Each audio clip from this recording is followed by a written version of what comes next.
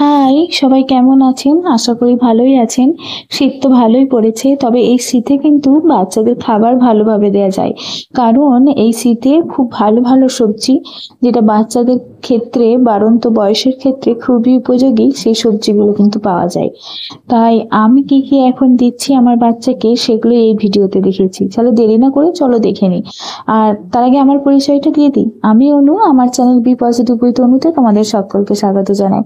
আমি এখানে দেখো সকালে উঠে আমার যেটা প্রথম কাজ সেটা হচ্ছে অর্ককে উষ্ণ গরম জলটা দেওয়া।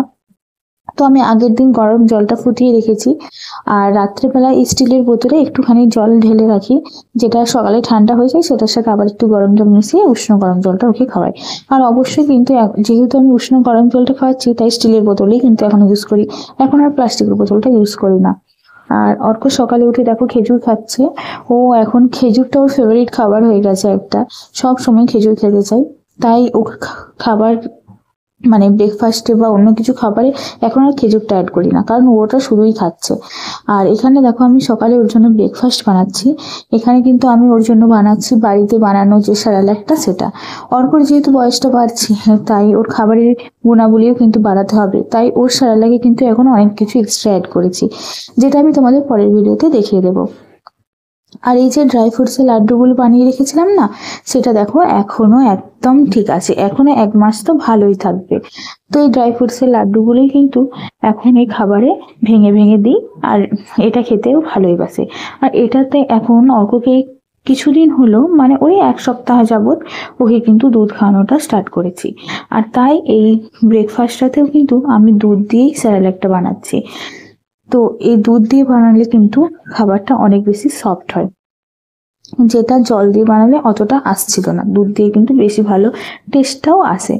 তো এখানে অর্কর খাবার রেডি হয়ে গেছে আর আমি এরকম থিকনেসটাই রাখি, কারণ এটা একটু হালকা ঠান্ডা হয়ে গেলে আর একটু কিন্তু ঠিক হয়ে যায়।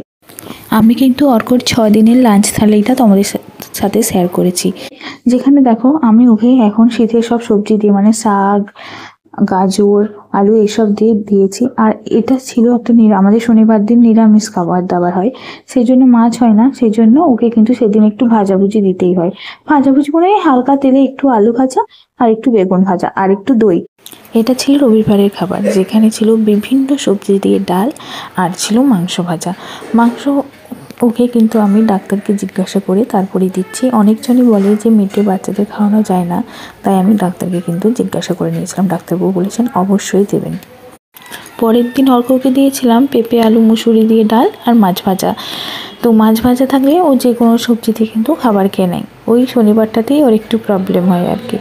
আর একদিন কিন্তু সপ্তাহে খিচুড়ি দেওয়ার চেষ্টা করি, তবে খিচুড়িতে কিন্তু বিভিন্ন সবজি অ্যাড করে দিই, মটরশুঁটি, বরবটি, মানে বাড়িতে যা যা থাকে। আর এটা হচ্ছে তার পরের দিনের খাবার। তো এটা আমি আর খাবারটা দেখাতে পারিনি। তো কী কী দিয়ে খাবারটা তৈরি করছি, মানে এটা কিন্তু এই সব সবজিগুলো দিয়ে কিন্তু ডাল হবে। তো এই ডালটা অর্ককে খাওয়াবো আর সাথে মাছ থাকবে। এরপর আপনাদের মনে হতেই পারে যে তাহলে ডিম কখন দিই আমি অর্ককে। আসলে ও ডিম খেতেই চায় না বা খেতে পারে না বললেই চলে, কারণ ওকে যতবারই ডিম খাওয়াতে গেছি ও কিন্তু প্রথমবারই, মানে যতটুকু প্রথমেই দিয়েছি না কেন, কুসুম না দিয়েও দেখেছি, দিয়েও দেখেছি, ও কিন্তু গলায় আটকে ফেলে। সেজন্য ভয়ে কিন্তু আমরা দিতে পারি না। তারপর সন্ধেবেলা ওর জন্য জল গরম করে রাখছি, ওই যে উষ্ণ গরম জল খাওয়াই। আর আমি একদিন করি 3 দিন চলে, এই মিল্টনের ফ্লাস্কটাতে রাখি। এটাতে কিন্তু 3 দিন বেশ ভালো জল গরম থাকে। আমি কিন্তু এখানে অর্ককে সলিড ফুড কি কি খাওয়াচ্ছি সেটাই শুধু দেখিয়েছি, ওকে ফল কি কি দিচ্ছি সেগুলো কিন্তু দেখাইনি। তো সেটার জন্য আমি কিন্তু একটা আলাদা ভিডিও করা আছে আমার চ্যানেলে, যেটা দেওয়া আছে, তোমরা চাইলে সেখান থেকে দেখে নিতে পারো যে ওকে কী কী ফল দিই। এই শীতকালে শুধু লেবুটাই অ্যাড করেছি, টক লেবু কিন্তু দেওয়া যাবে না। যেগুলো মিষ্টি লেবু খেয়ে দেখে নেবেন সেগুলোর রস কিন্তু দেওয়া যাবে। তারপর সন্ধ্যাবেলা অর্ক কিন্তু এখন ইজাম খাচ্ছে না, ও কিন্তু রুটিটাই খাচ্ছে। ওই যে বললাম দুধ দেওয়া স্টার্ট করেছি, ওই দুধের সাথে দিচ্ছি। তো কিভাবে দিচ্ছি ওকে সেটা তোমরা দেখে নাও।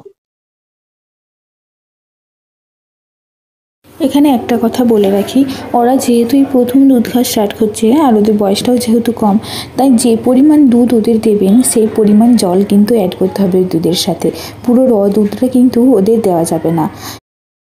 আর বাড়িতে গরু থাকলে তো ভালোই, আর যাদের আমাদের মতো গরু নেই, গোয়ালার কাছে দুধ নেই, তাদের সেই গোয়ালাকে বলে রাখবেন একটা গরুর দুধ যেন রোজ দেয়। এটা আমাদের ডাক্তারে বলেছিলেন, আমাকে বলেনি, আমার বোনকে।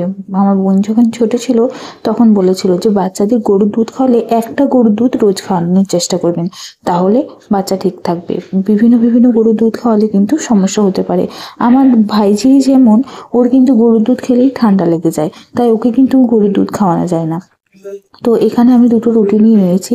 যে রুটিগুলো পুরোপুরি ফুলবে সেই রুটিগুলো কিন্তু নিতে হবে, যাতে ওই যে রুটিটাকে দুভাগ করা যায়। রুটির যে পাতলা দিকটা, সেই পাতলা দিকটা কিন্তু নিয়ে নেব, আর যে দিকটা মোটা সেদিকটা ওকে দেবো না। এই পাতলা দিকটা নিয়ে ওটা আমি দেখো ওই দুধের সাথে মিক্সড করে নেব। আর এখানে আমাদের খেজুর গুড় আমি অ্যাড করেছি।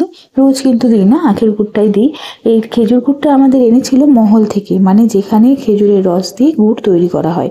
আমাদের গ্রামের পাশেই একটা মহল হয়েছে, সেখান থেকেই এনেছিল, তাই ওই গুড়টা দিলাম।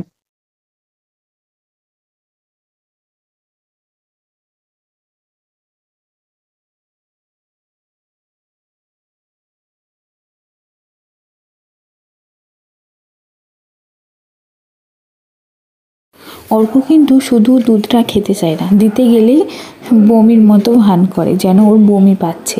তাই ওর খুবই গন্ধ লাগে, সেই জন্য কিন্তু আমরা এইভাবে খাবারের সাথে দুধটা অ্যাড করে করে ওকে দিচ্ছি, তাতে কিন্তু ওর প্রবলেম হয় না। তো তোমাদের ভিডিওটা দেখতে কেমন লাগলো অবশ্যই জানিও। ভিডিওটা ভালো লাগলে একটা লাইক করে দিয়ে পাশে থেকো। যারা নতুন আমার চ্যানেলে, তারা কিন্তু চ্যানেলটা সাবস্ক্রাইব করে দেবেন। দেখা হবে পরের ভিডিও।